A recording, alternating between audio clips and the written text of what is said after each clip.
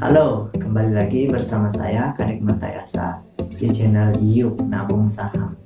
Nah, di episode kali ini kita akan membahas mengenai pertanyaan-pertanyaan yang diajukan oleh beberapa investor, beberapa trader di channel saya, ya di video saya yang sebelumnya. Nah, di episode Q&A season pertama ini, saya akan membahas pertanyaan-pertanyaan mereka, dan ada banyak pertanyaan-pertanyaan yang sudah diajukan seputar investasi saham. Di antaranya ada pertanyaan mengenai saham gorengan, kemudian ada pertanyaan mengenai strategi ini apakah relevan dengan modal sekian, berapa, seperti itu. Kemudian ada lagi pertanyaan mengenai apakah saham itu judi, seperti itu. So, pertanyaan-pertanyaan itu kita akan bahas. Mari kita mulai.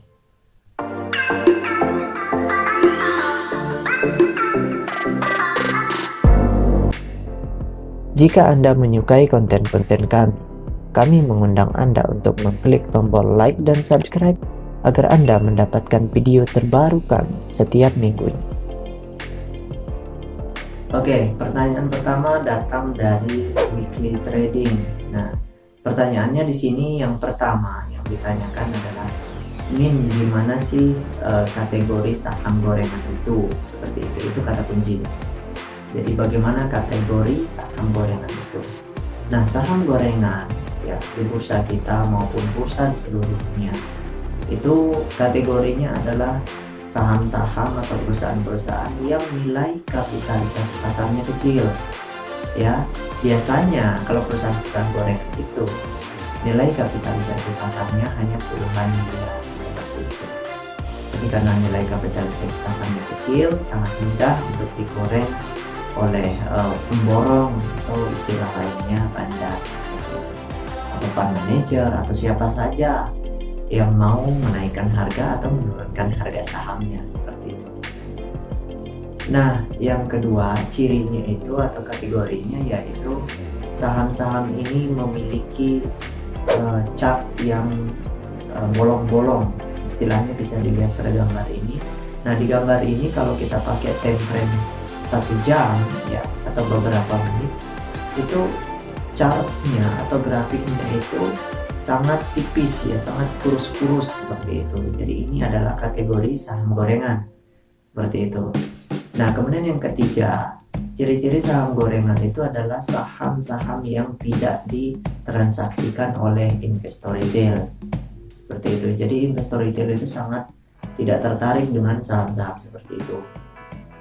Nah, kemudian kategori yang keempat yaitu saham-saham gorengan itu memiliki antrian jual maupun antrian beli sangat kecil, ya sangat kecil. Biasanya kalau saham-saham gorengan itu antriannya mungkin ada sekitar 5 lot, 2 lot, 3 lot, 10 lot.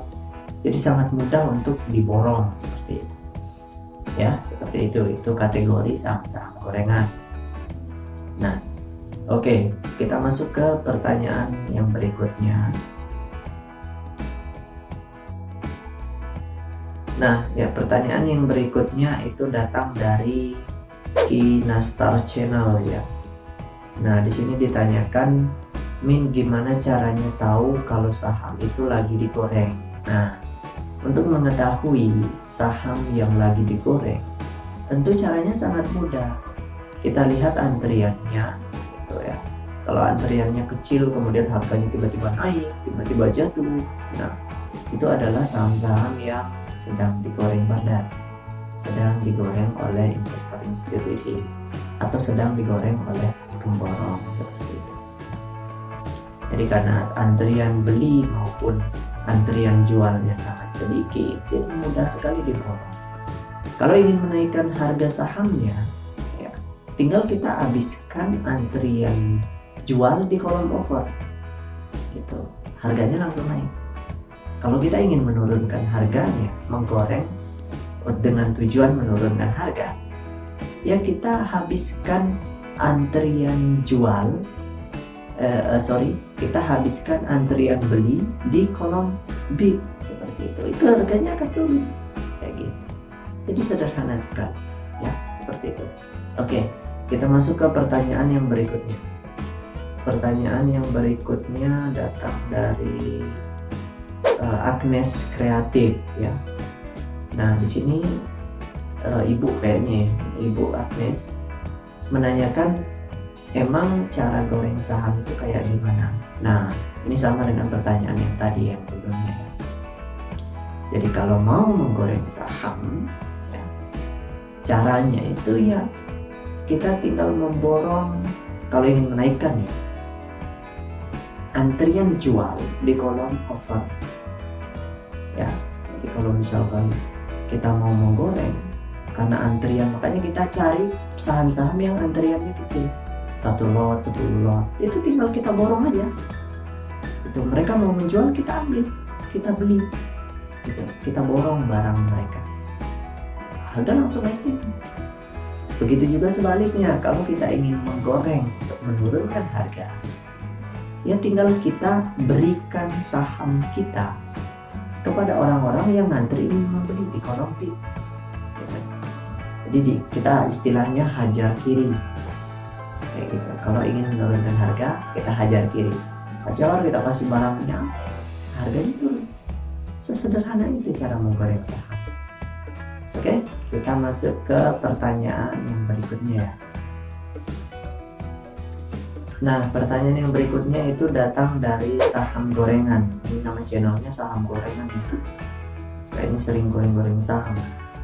Oke, pertanyaannya itu, Bang, gimana kalau pakai strategi yang kayak gini ya, kayak di video ya saya yang sebelumnya, apakah dijamin sukses ya? Jadi jawabannya kayak gini, kalau ditanya dijamin sukses, ya tentu jawabannya tidak tahu ya. Jadi jaminan ya di dunia ini cuma satu, yaitu kematian. Anda pasti mati. Tapi kalau dijamin sukses ya kita tidak tahu, tergantung tradernya ya. Kalau tradernya serius masuk di bursa saham, berinvestasi terus menerus secara konsisten, trading terus menerus, dijamin sukses. Yes, strategi ini bisa bekerja seperti itu. Jadi kalau pakai strategi ini dijamin sukses ya, kalau Anda melakukannya secara konsisten seperti itu. Jadi tidak dijamin sukses apabila Anda berhenti trading, apabila Anda berhenti berinvestasi, itu sudah tidak dijamin sukses. Karena ketika Anda keluar dari bursa saham, ya gagal namanya. Seperti itu. Jadi kalau ingin sukses, gunakan strategi ini ya. Apalagi ketika modal Anda besar ya gitu, gunakan strategi ini, kemudian lakukan secara terus menerus. Anda sukses?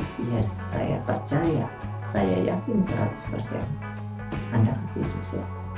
Begitu juga saya, karena saya sudah membuktikannya, makanya saya percaya. Seperti itu.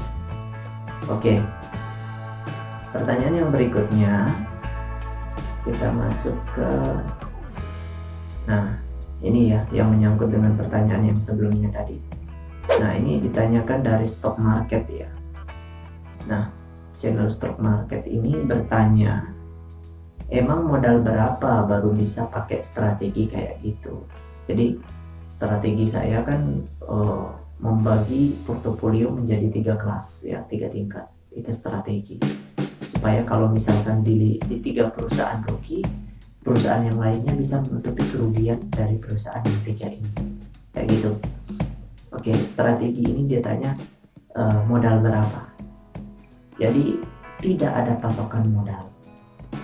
Berapapun Anda berinvestasi, mau 2 juta, 10 juta, 100 juta, 1 miliar. Kalau Anda ingin aman, ingin bermain aman, dalam kategori Anda ingin portofolio Anda tetap stabil, Anda gunakan strategi ini. Strategi yang saya sudah ajarkan kayak gitu. Saya yakin strategi itu akan sangat membantu, karena beberapa kesempatan yang lalu saya sudah menerapkan strategi ini dan terbukti mencegah kerugian yang begitu besar. Seperti itu. Ya, jadi sebenarnya apa yang diajarkan oleh guru saya, tugas seorang investor atau trader itu adalah mengamankan modal. Itu yang utama. Jadi amankan modal, baru mencari untung. Kalau tidak bisa untung, amankan modal dulu. Makanya ada trader yang mengatakan 2 tahun pertama kita trading, jangan mengharap untung. Bisa bertahan dengan modal yang Anda masukkan di awal itu saja. Misalkan Anda menggunakan modal 100 juta, 2 tahun pertama, 2 tahun kemudian modal Anda tetap 200 juta, itu sudah bagus, itu sudah prestasi. Seperti itu. Ya, saya setuju dengan hal itu, karena 2 tahun pertama kita harus belajar banyak sekali, membaca buku-buku tentang investasi, membaca analisa, seperti itu. Ada banyak yang harus kita pelajari kayak gitu. Oke, jadi intinya adalah tidak ada patokan berapa modal, kita baru gunakan strategi. Kalau mau misalkan Anda mau yang ekstrim, misalkan beli hanya satu perusahaan saja, simpan telur Anda di satu perusahaan saja, apakah itu boleh? Ya boleh, silakan, itu hak Anda. Tapi kalau Anda mengalami kerugian, Anda tidak bisa ngapa-ngapain. Trading susah, kecuali Anda punya modal lain, kemudian Anda masukkan ke bursa. Masukkan ke bursa baru trading. Itu baru bisa. Seperti itu. Yang ada pepatah mengatakan, jangan simpan telurmu dalam satu tempat. Kalau dimakan biawak, habis. Ya. Itu istilah pepatah. Nah, jangan beli satu perusahaan saja. Kalau kita rugi, kita akan kehilangan uang kita. Tapi kalau kita punya banyak perusahaan, kerugian itu bisa ditutupi oleh perusahaan yang sedang untung. Atau yang profit di perusahaan lain, kita bisa tutupi dengan menutupi kerugian kita di saham-saham yang lain, perusahaan-perusahaan seperti itu. Oke, kita masuk ke pertanyaan yang berikutnya ya. Nah, pertanyaan yang berikutnya datang dari Bearish Candle. Wah, ini kayaknya penonton saya mereka trader semua. Ya, mudah-mudahan bermanfaat untuk mereka. Nah, Bearish Candle ini bertanya, ini bukan pertanyaan ya, ini statement, pernyataan. Saya nggak pakai strategi kayak gitu, tapi tetap bisa untung kayak gitu. Yang penting kan analisa. Nah, ini statement dari Bearish Candle ini. Ya, memang betul. Anda mau tidak gunakan strategi ini, bisa untung? Yes, Anda bisa untung. Tapi risikonya lebih besar. Ya, ketika Anda nyangkut, Anda tidak bisa ngapa-ngapain. Kecuali memasukkan modal baru lagi dari luar modal Anda. Kemudian masukkan ke bursa saham, baru Anda bisa trading. Kayak gitu. Tapi kalau pakai strategi keseimbangan, membagi portofolio Anda menjadi 3 kelas seperti ini, Anda tetap bisa trading meskipun Anda rugi di perusahaan yang lain. Seperti itu. Memang benar. Yang penting yang penting analisanya benar. Anda punya uang 100 juta, Anda mau beli satu perusahaan, boleh-boleh saja. Yang penting strateginya benar. Tapi kalau yang penting analisanya benar. Tapi kalau analisa Anda salah, Anda nyangkut. Atau telas lagi sedikit. Hanya itu pilihannya. Jadi Anda mau bermain melakukan investasi secara aman, namun pasti, atau mengambil risiko yang lebih tinggi, itu terserah Anda, ya. Seperti itu. Oke, kita masuk ke pertanyaan yang berikutnya ya. Pertanyaan yang berikutnya. Nah, ini pertanyaan berikutnya dari saham IPO. Nah, ini menyangkut goreng-goreng tadi ya. Nah, channel saham IPO ini bertanya, saham itu kan sertifikat, masa digoreng sih Min? Nah, jadi dia bertanya saham itu kan sertifikat, lalu ngapain digoreng? Oke, jadi mungkin kayaknya ini bukan trader ya, sepertinya bukan trader, tetapi mungkin calon trader seperti itu. Jadi memang benar saham itu adalah sertifikat, ya, sertifikat. Tapi kalian harus ingat bahwa sertifikat saham itu ada dua jenisnya. Ada yang saham warkap dalam bentuk sertifikat fisik, ada yang saham scriptless dalam bentuk saham digital atau surat digital, surat elektronik seperti itu. Jadi intinya yang bisa digoreng, ya, itu adalah saham-saham scriptless. Nah, di bursa kita ada 3 jenis pasar kan. Pasar saham itu ada 3 jenisnya. Nah, yang bisa digoreng itu adalah di pasar reguler maupun pasar tunai. Seperti itu. Di pasar negosiasi bisa juga, semuanya bisa. Tapi tergantung pilihan Anda. Anda mau memegang saham itu secara scriptless atau Anda mau memegang saham itu secara warkap, ya, secara fisik gitu. Nah, yang bisa digoreng itu adalah saham scriptless seperti itu. Nah, kita masuk ke pertanyaan yang berikutnya. Nah, yang pertanyaan yang berikutnya ini datang dari channel Siwaloka ya. Di sini dia menanyakan, oh ini bukan pertanyaan ya, ini pernyataan. Modal dikit kurang cocok kalau pakai strategi kayak gitu. Oke, apa ya? Ada benarnya juga kalau kita pakai modal 10 juta, kemudian Anda menggunakan strategi membagi portofolio Anda menjadi 3 bagian. Ya, itu Anda kurang merasakan keuntungan yang begitu besar. Dia ada benarnya juga. Ada beberapa investor yang ada beberapa investor yang memilih untuk sebagai trader yang agresif ya, hanya menyimpan uangnya di satu perusahaan saja.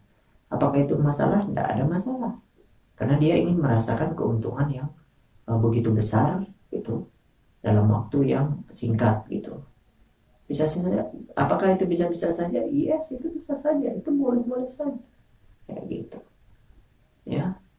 Nah, jadi semakin besar modal kita, ya tentu kita akan menggunakan strategi membagi portofolio menjadi 3 bagian ini. Itu lebih diwajibkan seperti itu untuk menjaga keseimbangan portofolio kita.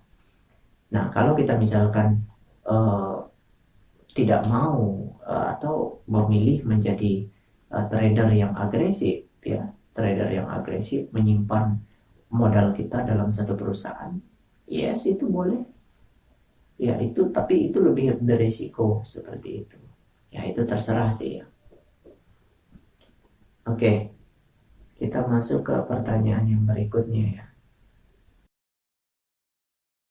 Nah, di sini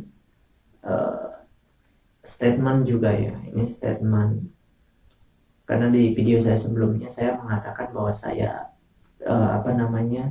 syuting di tempat yang kurang mendukung seperti itu. Nah, di sini si eksperimen channel ini channel berikutnya. Eksperimen mikroba. Nah, dia memberi saran ke saya, kalau tempatnya tidak mendukung, jangan syuting supaya kualitasnya enak ditonton. Kalau menurut saya, ya tidak apa-apa kualitasnya itu mungkin gambarnya kurang bagus, ada suara-suara yang noise ya, ada gangguan dari luar ya. Bagi saya itu tidak penting, yang penting itu adalah ilmunya kayak gitu. Jadi tugas saya hanya mengedukasi ya, yang penting orang lain bisa menyimak gitu. Jadi itu tidak terlalu penting bagi saya karena tujuan saya adalah mengedukasi. Itu yang penting Anda bisa mendengar dengan baik, mengerti, seperti itu. Itu yang paling penting. Karena untuk apa juga kalau misalkan kita membuat video itu kualitasnya bagus, ya, tetapi isinya prank, waduh, menurut saya itu kurang kurang memberi manfaat, seperti itu. Oke, kita masuk ke pertanyaan yang berikutnya. Nah, di sini, oh ya, ini tadi eksperimen mikroba ini dibalas oleh channel lain ya. Di sini namanya Arisman Channel. Nah, dia mengatakan kalau menurut gua yang penting ilmunya, kualitas gambar dan suara belakangan. Karena percuma kualitas gambar bagus kalau tidak ada manfaatnya. Ya, seperti yang saya katakan tadi. Saya sangat setuju. Kalau Anda menonton video, yang penting itu bermanfaat untuk Anda. Video prank juga bermanfaat. Yang penting Anda membuat Anda merasa senang kayak gitu. Ya, seperti itu. Jadi tidak ada masalah. Yang penting ada manfaatnya lah, kayak gitu. Kualitas gambar dan suara belakangan, kayak gitu. Itu bagi saya. Yang mudah-mudahan Anda menerima kondisi-kondisi seperti ini. Ya, saya yakin kalau Anda butuh informasinya, ya pasti Anda terima seperti itu. Karena banyak juga channel-channel YouTube lain yang saya nonton, yang saya butuhkan informasinya. Saya nggak peduli dengan kualitas gambarnya kurang lah, atau ada suara-suara gangguan lah. Saya nggak peduli itu, kayak gitu. Ya, seperti itu. Semoga video ini selalu bermanfaat. Oke, pertanyaan yang berikutnya. Nah, ini pertanyaan terakhir ya. Ini pertanyaan terakhir, pertanyaan yang paling ekstrim. Nah, dari Maba Channel. Wah, Maba Channel. Seperti ini mahasiswa ya. Yang mungkin ini belum trading ya. Belum mengenal bursa saham seperti itu. Nah, ini bukan pertanyaan, ini bukan pertanyaan, tapi pernyataan. Katanya kebanyakan orang nih main saham itu sama kok dengan judi. Nah, seperti ini. Sebenarnya topik ini ya, apakah main saham itu sama dengan judi, itu saya sudah bahas di video-video yang lainnya. Jadi bisa diobok-obok saja channel saya ya. Bisa diobok-obok channel saya, Anda bisa cari tahu di situ. Nah, tapi saya tetap akan memberikan sedikit penjelasan mengenai apakah main saham itu sama dengan judi. Oke, jadi main saham itu tidak sama dengan judi. Kalau berjudi, kita murni tebak-tebakan. Tidak ada uang yang kita pertukarkan dengan barang. Itu main judi. Ya. Uang yang kita punya itu kita pertaruhkan dalam sebuah permainan. Kalau kita menang, ya kita dapat uang. Kayak gitu. Kalau kita kalah, kita rugi. Nah, ini berbeda dengan main saham. Kalau main saham, ya, ada uang yang ditukarkan dengan barang. Gitu. Jadi kalau kita beli saham, kita dapat sahamnya, uangnya kita serahkan. Kayak gitu. Kalau mau jual saham, sahamnya kita jual, ya kita kembalikan. Habis itu uangnya kita terima. Jadi ada pertukaran antara uang dengan barang. Jadi uang, saham sekaligus perusahaan. Kemudian ketika kita menjual saham dan perusahaannya kita serahkan, kita terima uangnya kembali. Jadi ini bukan tebak-tebakan. Kayak gitu. Ada banyak analisa yang bisa digunakan. Ya, ketika kita salah menganalisa, kita masih pegang barangnya. Kita tidak rugi. Kayak gitu. Harganya boleh turun. Misalkan Anda beli 1.000, tiba-tiba turun 500. Kan rugi tuh. Tapi ruginya masih belum terrealisasi. Ya, belum terrealisasi. Kalau Anda tidak mau rugi, simpan. Jangan dijual. Kayak gitu. Jadi kalau Anda tidak jual, ya tidak rugi. Kayak gitu. Oke? Nah, kalau ada pertanyaan seputar investasi saham, kemudian ada kritikan atau ada eh, eh, rekomendasi video yang Anda butuhkan, silakan komen di kolom komentar ya. Nah, Anda bisa masukkan di kolom komentar. Nah, nanti saya akan berusaha untuk membuatkan videonya seperti itu. Jadi kalau ada yang mau bertanya, silakan. Nah, itu tadi Q&A season pertama. Nah, jika Anda punya pertanyaan seputar investasi saham, kemudian ada request video yang diinginkan, kemudian ada kritikan, Anda bisa tuliskan di kolom komentar ya. Nanti saya akan berusaha jawab, berusaha untuk memberikan video yang Anda inginkan, seperti itu. Nah, like jika Anda suka, bagikan ketika ini bermanfaat menurut Anda, bagikan ke keluarga Anda, ke teman Anda, ke grup Anda ya. Kemudian dislike kalau Anda tidak suka, seperti itu. Semuanya bebas. Pastikan Anda telah berlangganan video dari saya. Saya Karim Tayasa. Sampai jumpa di episode selanjutnya.